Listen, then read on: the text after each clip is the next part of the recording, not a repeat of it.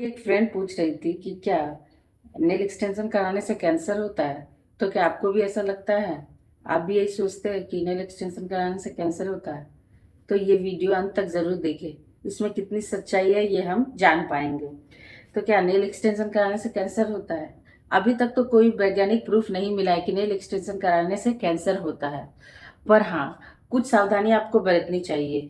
इसलिए क्योंकि बहुत लोगों को जो नेल एक्सटेंशन होता है उसमें बहुत सारे केमिकल्स मिले होते हैं, केमिकल्स जो हमारे शरीर को हम पहुंचा सकते हैं।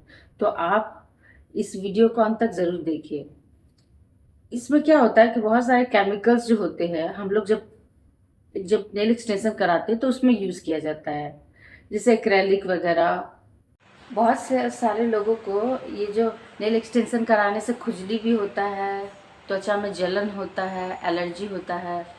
तो जिसे ये सब प्रॉब्लम है वो डॉक्टर की सलाह से ही उसे नेल एक्सटेंशन कराना चाहिए। देखिए, वैज्ञानिक प्रूफ तो अभी तक नहीं मिला है कि इससे कैंसर होता है। पर हाँ, ये जो यूवी लेड लैंप जो हम लोग यूज़ करते हैं सुखाने के समय में, तो वो वैज्ञानिकों का कहना है कि बार बार करके अगर हम लोग उसका यूज़ करेंगे तो वो हो सकता है कि हमारे लिए खतरनाक साबित हो सकता है। हाँ, लेकिन कोई प्रूफ नहीं मिला है इसके लिए, सच्चाई यही है। तो हम लोगों को क्या ध्यान में रखना चाहिए कि हम लोग जिस हाथ से खा रहे हैं उसमें अगर नेल एक्सटेंशन ना ही कराए तो अच्छा होगा।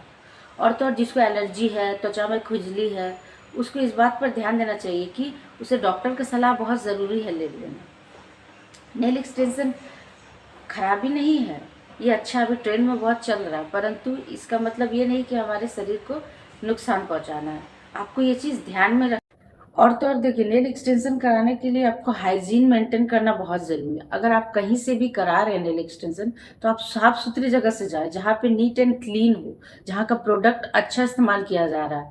अगर जहाँ का प्रोडक्ट खराब इस्तेमाल किया जाता है तो उससे भी आपके शरीर को नुकसान पहुंच सकता है। बहुत ज़्यादा खराब केमिकल्स दे देते हैं। आप क्या करते हैं, कम पैसों के लिए ऐसे अनहाइजेनिक जगहों पे, अनहाइजेनिक सैलून पे जाके करा लेते हैं। और तो और उससे क्या हो सकता है, आपको नुकसान पहुंच सकता है। पर अगर आप साफ सुथरी जगह में, हाइजीनिक जगह में जाके कराते हैं तो क्या होता है, उससे आपको कोई भी उस तरह का जो गंदगी है वो जाने का कोई भी खतरा नहीं रहता है।